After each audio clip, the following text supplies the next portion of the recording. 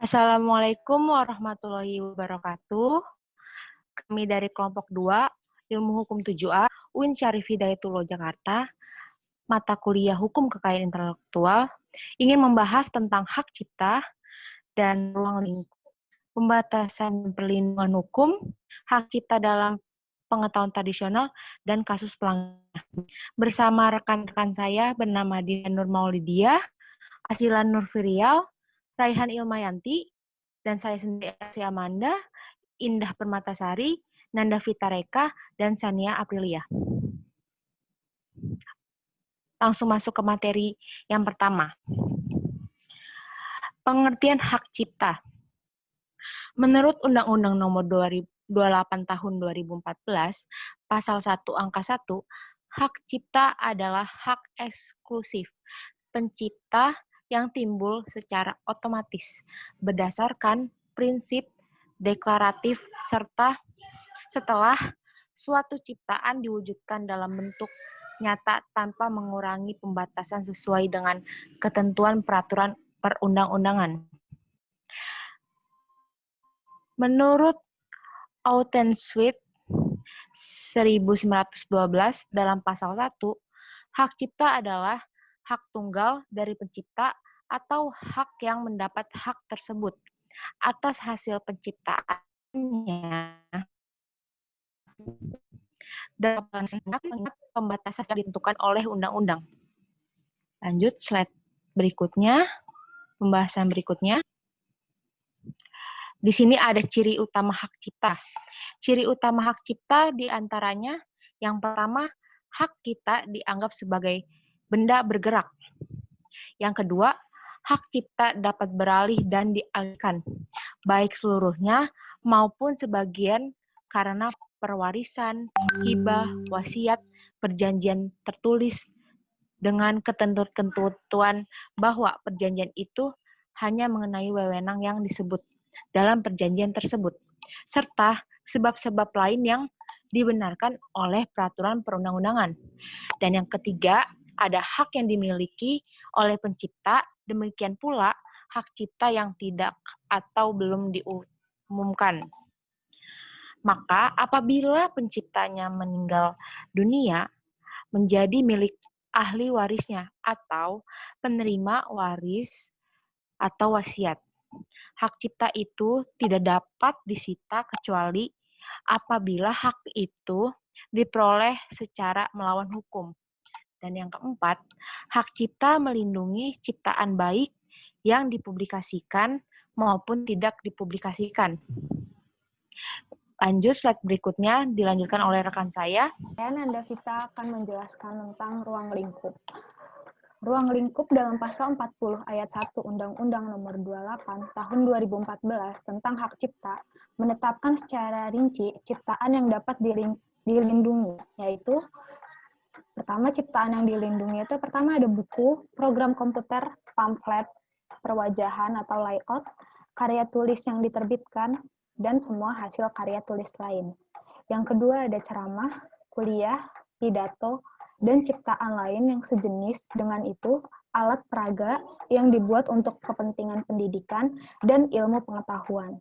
Yang ketiga, lagu atau musik dengan atau tanpa teks. Yang keempat, drama atau drama musikal, tari, koreografi, pewayangan, dan pantomim. Yang kelima, seni rupa dalam segala bentuk seperti seni lukis, gambar, seni ukir, seni kaligrafi, seni pahat, seni patung, kolase, dan seni terapan, arsitektur, peta, seni batik, fotografi, sinematografi juga termasuk. Yang keenam, terjemahan, tafsir, saduran, bunga rampai, database, dan karya lain dari hasil pengalih wujudan. Yang kedua ada ciptaan yang tidak diberi hak cipta. Sebagai pengecualian terhadap ketentuan di atas, tidak diberikan hak cipta untuk hal-hal seperti berikut. Yang pertama, hasil rapat terbuka lembaga-lembaga negara. Yang kedua, peraturan perundang-undangan.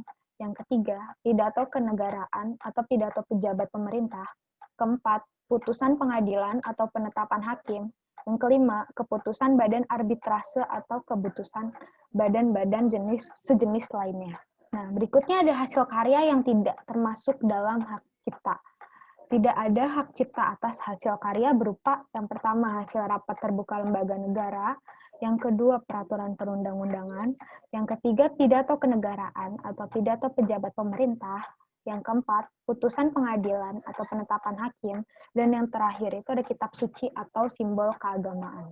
Baik, saya Indah Permatasari. Saya akan menjelaskan tentang hak cipta dalam pengetahuan tradisional. Hak cipta di dalam tataran normatif perlindungan pengetahuan tradisional dapat ditemukan di dalam ketentuan-ketentuan sebagai berikut. Undang-Undang Nomor 19 Tahun 2002 tentang Hak Cipta UU HC 2002 Pasal 10 menyatakan bahwa 1. Negara memegang hak cipta atas karya peninggalan prasejarah, sejarah, dan benda nasional lainnya. Yang kedua, negara memegang hak cipta atas folklore dan hasil kebudayaan rakyat yang menjadi milik bersama seperti cerita, hikayat, dongeng, legenda, babat, lagu, kerajinan tangan, koreografi, tarian, kaligrafi, dan karya seni lainnya. Terus yang ketiga, untuk mengumumkan atau memperbanyak ciptaan tersebut pada ayat 2, orang bukan warga negara Indonesia harus terlebih dahulu mendapat izin dari instansi yang terkait dengan masalah tersebut. Yang keempat, ketentuan lebih lanjut mengenai hak cipta yang dipegang oleh negara sebagaimana dimaksud dalam pasal ini diatur dalam peraturan pemerintah. Hak cipta atas ekspresi budaya tradisional yang dipegang oleh negara sebagaimana dimaksud dalam pasal 38 ayat 1 berlaku tanpa batas waktu. Hak cipta atas ciptaan yang penciptanya tidak diketahui yang dipegang oleh negara sebagaimana dimaksud pasal 39 ayat 1 dan ayat 3 berlaku selama 50 tahun sejak ciptaan tersebut pertama kali dilakukan pengumuman. Hak cipta atas ciptaan yang dilaksanakan oleh pihak yang melakukan pengumuman sebagaimana dimaksud dalam pasal 39 ayat 2 berlaku selama 50 tahun sejak ciptaan tersebut pertama kali dilakukan pengumuman. Masa berlaku perlindungan hak cipta atas ciptaan yang dilakukan pengumuman bagian per bagian dihitung sejak tanggal pengumuman bagian yang terakhir. Dalam menentukan masa berlaku perlindungan hak cipta atas ciptaan yang terdiri atas 2 jilid atau lebih yang dilakukan pengumuman secara berkala dan tidak bersamaan waktunya. Setiap jilid ciptaan dianggap sebagai ciptaan tersendiri. Ciptaan buku dan atau semua hasil karya tulis lainnya, lagu dan atau musik dengan atau tanpa teks yang dialihkan dalam perjanjian jual putus dan atau pengalihan tanpa batas waktu, hak ciptanya kembali kepada pencipta pada saat perjanjian tersebut mencapai jangka waktu 25 tahun. Baik, slide selanjutnya akan dipaparkan oleh teman saya. Baik, selanjutnya kita akan membahas tentang pembatasan dan perlindungan hukum. Yang pertama, pembatasan untuk mendapatkan hak cipta sesuai perundang-undangan meliputi 5 hal. Yang pertama, pembatasan perlindungan. Yang kedua, hasil karya yang tidak dilindungi. Yang ketiga, karya yang tidak cipta. Yang keempat, perbuatan yang tidak dianggap pelanggaran hak cipta. Yang kelima, penggunaan yang wajar atau fair use. Pembatasan perlindungan diartikan Undang-Undang Hak Cipta tidak berlaku terhadap beberapa hal, yakni yang pertama, penggunaan kutipan singkat ciptaan atau produk hak terkait untuk pelaporan peristiwa aktual yang ditujukan hanya untuk keperluan penyediaan informasi aktual, kemudian penggandaan ciptaan atau produk hak terkait hanya untuk kepentingan penelitian ilmu pengetahuan, kemudian penggandaan ciptaan atau produk hak terkait hanya untuk keperluan pengajaran, kecuali pertunjukan dan fonogram yang telah dilakukan pengumuman sebagai bahan ajar. Lalu kemudian ada penggunaan untuk kepentingan pendidikan dan pengembangan ilmu pengetahuan yang memungkinkan suatu ciptaan atau produk hak terkait dapat digunakan tanpa izin pelaku pertunjukan, produser fonogram, atau lembaga penyiaran. Perlindungan hak cipta berbasis teknologi informasi dalam ketentuan pasal 54 Undang-Undang Nomor 28 Tahun 2014 tentang hak cipta untuk mencegah pelanggaran hak cipta dan hak terkait melalui sarana berbasis teknologi informasi, pemerintah diberi wewenang untuk membantu melindungi hak cipta, yaitu yang pertama, pengawasan terhadap pembuatan dan penyebarluasan konten, pelanggaran hak cipta dan hak terkait. Kemudian yang kedua, kerjasama dengan koordinasi dengan berbagai pihak baik dalam maupun luar negeri dalam pencegahan, pembuatan, dan penyebarluasan konten pelanggaran hak cipta dan hak terkait. Kemudian yang ketiga, adanya pengawasan terhadap tindakan perekaman untuk menggunakan media di tempat pertunjukan apapun terhadap hak cipta melalui hak terkait di tempat pertunjukan. Kemudian selanjutnya tentang penggunaan yang wajar atau fair use yang akan dibahas oleh teman saya. Yang selanjutnya ada penggunaan yang wajar atau fair use. Penggunaan yang wajar berkaitan dengan penggunaan, pengambilan, penggandaan, dan atau pengubahan suatu ciptaan dan atau produk hak terkait secara seluruh atau sebagian yang substansial tidak dianggap sebagai pelanggaran hak cipta jika sumbernya disebutkan atau dicantumkan secara lengkap untuk keperluan. Yang pertama, untuk pendidikan, penelitian, penulisan karya ilmiah, penyusunan laporan, penulisan kritik atau tinjauan suatu masalah dengan tidak merugikan kepentingan yang wajar dari pencipta atau pemegang hak cipta. Kemudian, yang kedua itu keperluan keamanan serta penyelenggaraan pemerintahan, legislatif, dan peradilan. Keperluan yang ketiga yaitu untuk ceramah yang hanya untuk tujuan pendidikan dan ilmu pengetahuan. Atau yang keempat, keperluan pertunjukan atau pementasan yang tidak dipungut bayaran dengan ketentuan tidak merugikan kepentingan yang wajar dari pencipta. Next. Kemudian, jangka waktu berlakunya hak cipta. Jangka waktu berlakunya hak cipta yang terdiri dari moral dan hak ekonomi diatur dalam pasal 57 sampai dengan pasal 61 Undang-Undang Hak Cipta. Pasal 57 ayat 1, hak moral pencipta sebagaimana dimaksud dalam pasal 5 ayat 1, huruf A 26, huruf B 27, dan huruf E 28 berlaku tanpa batas waktu. Yang kedua, ayat 2 hak moral pencipta sebagaimana dimaksud dalam pasal 5 ayat 1, huruf C 29 dan huruf D 30 berlaku selama berlangsungnya jangka waktu hak cipta atas ciptaan yang bersangkutan. Selanjutnya, masa berlaku hak ekonomi berdasarkan pasal 58 ayat 1, perlindungan hak cipta atas ciptaan yang pertama, ciptaan buku, pamflet, dan semua hasil karya tulis lainnya. Yang kedua, ceramah, kuliah, pidato, dan ciptaan sejenis lainnya. Kemudian yang ketiga ada alat peraga yang dibuat untuk kepentingan pendidikan dan ilmu pengetahuan. Yang keempat, ciptaan lagu atau musik dengan atau tanpa teks. Kemudian yang selanjutnya ciptaan drama, seperti drama musikal, teori, koreografi, pewayangan, dan pantomim. Kemudian ada ciptaan karya seni rupa dalam segala bentuk, seperti lukisan, gambar, ukiran, kaligrafi, seni pahat, patung, atau ciptaan seperti kolase, karya arsitektur. Kemudian ciptaan peta dan karya seni batik atau seni motif lain berlaku selama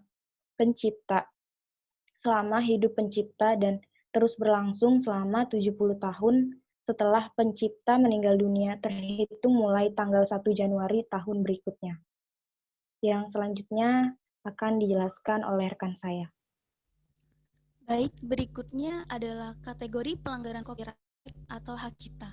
Yang pertama, mengutip seluruh atau sebagian karya cipta orang lain dan dimasukkan ke dalam karya kita, tetapi tanpa menyebutkan asal sumbernya. Yang kedua, memperbanyak atau menyebarkan sebagian atau seluruh hasil karya orang lain. Yang ketiga, memperbanyak atau menyebarkan sebagian atau seluruh karya orang lain dengan motif komersil. Selanjutnya adalah perbuatan yang tidak dianggap sebagai pelanggaran hak cipta. Ada 5 poin, meliputi A. Pengumuman, pendistribusian, komunikasi. B. Pengumuman, pendistribusian, komunikasi, dan atau penggandaan segala sesuatu yang dilaksanakan oleh atau atas nama pemerintah, kecuali dinyatakan dilindungi oleh peraturan perundang-undangan, pernyataan pada ciptaan tersebut atau ketika ciptaan tersebut dilakukan, pengumuman, pendistribusian, komunikasi, dan atau penggandaan. C. Pengambilan berita aktual, baik seluruhnya maupun sebagian, dari kantor berita, lembaga penyiaran, dan surat kabar atau sumber jenis lainnya, dengan ketentuan sumbernya harus disebutkan secara lengkap. D. Pembuatan dan penyebarluasan konten hak cipta melalui media teknologi informasi dan komunikasi yang bersifat tidak komersial dan atau menguntungkan pencipta atau pihak terkait, atau pencipta tersebut menyatakan tidak keberatan atas penggunaan dan penyebarluasan tersebut. E. Penggandaan, pengumuman, dan atau pendistribusian potret presiden, wakil presiden, mantan wakil presiden, pahlawan nasional, pimpinan lembaga negara, pimpinan kementerian atau lembaga pemerintahan non-kementerian, dan atau kepala daerah dengan memperhatikan martabat dan kewajaran sesuai dengan ketentuan peraturan perundang-undangan. Baik, selanjutnya akan dijelaskan oleh teman saya.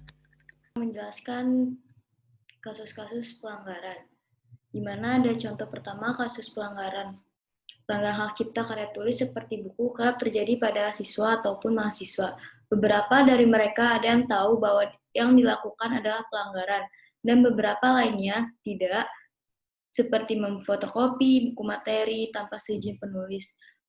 Memfotokopi materi pelajaran memang sering terjadi, alih-alih untuk mendapatkan sebuah materi dengan harga terjangkau. Hal itu justru merugikan pihak yang sudah mengorbankan waktu untuk riset dan membuatnya.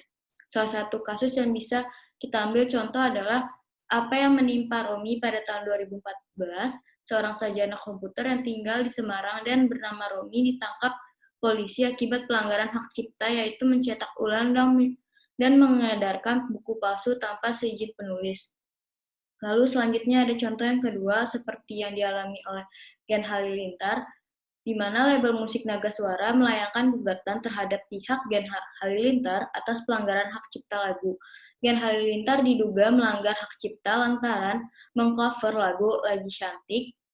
Lalu lagu tersebut awalnya dipopulerkan oleh penyanyi dangdut Siti Badriah pada 2018 lalu. Cerita bermula pada 2018 ketika Gen Halilintar menyanyikan ulang lagu Lagi Cantik dengan mengubah liriknya dan memproduksi video klip tanpa izin. Lagu tersebut kemudian diunggah ke channel YouTube. Karena hal itulah pihak Naga Suara Publisherindo Musik melayangkan gugatan terhadap Gen Halilintar. Setelah melalui proses panjang, Gen Halilintar memenangkan kasus pelanggaran hak cipta tersebut. Lalu selanjutnya ada kasus contoh yang ketiga adalah hak cipta kaos yang biasanya terkait penjiplakan desain atau produksi ulang tanpa seizin pemilik, di mana Marc Jacobs, sebuah brand fashion terkenal asal Amerika, pernah tersandung pelanggaran desain The Shirt, di mana mereka memproduksi kaos dengan desain mirip yang sudah dipopulerkan oleh Nirvana. Adalah Boat Length Reduced Girl, sebuah kaos yang menampilkan desain smiley ikonik milik Nirvana, namun pada bagian mata yang harusnya XX diganti dengan MG. Permasalahan seperti ini memang kerap terjadi. Contoh lainnya seperti kaos Dagadu yang sering dijiplak dan diperjualbelikan di sepanjang Jalan Malioboro. Lalu selanjutnya, dan terima kasih. Terima kasih yang sudah menonton. Semoga bermanfaat. Mute. Ya, mute. Oke, baik, ada penambahan selanjutnya. Dalam Undang-Undang Hak Cipta yang berlaku di Indonesia, ada beberapa hal yang diatur sebagai tidak dianggap melanggar hak cipta, yakni pada pasal 14 dan 18, sampai dengan 18.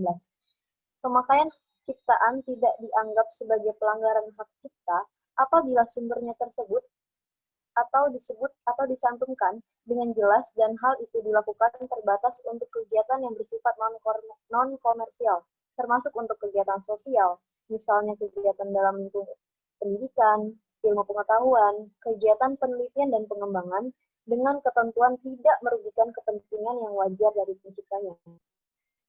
Kenapa dapat disebut tidak melanggar hak cipta? Karena dapat kita lihat dari pengertian itu sendiri, kalau misalkan hak cipta itu merupakan suatu hak yang bisa dikomersialkan. Apabila hak tersebut tidak dapat dikomersialkan, maka hak tersebut tidak dapat dikatakan melanggar hak cipta. Udah, itu aja penambahan dari saya. Terima kasih teman-teman.